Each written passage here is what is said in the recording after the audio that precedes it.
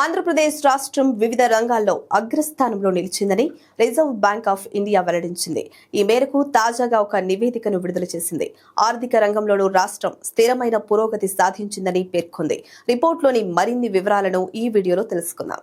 పండ్ల ఉత్పత్తిలో దేశవ్యాప్తంగా ఆంధ్రప్రదేశ్ మొదటి స్థానం దక్కించుకుంది. 1,93,00,000 టన్నుల పండ్లను ఉత్పత్తి చేసింది. చేపల ఉత్పత్తిలో కూడా ఏపీ దేశంలోనే తొలి స్థానం సాధించింది. 51.58 లక్షల టన్నుల చేపలను ఉత్పత్తి చేసింది.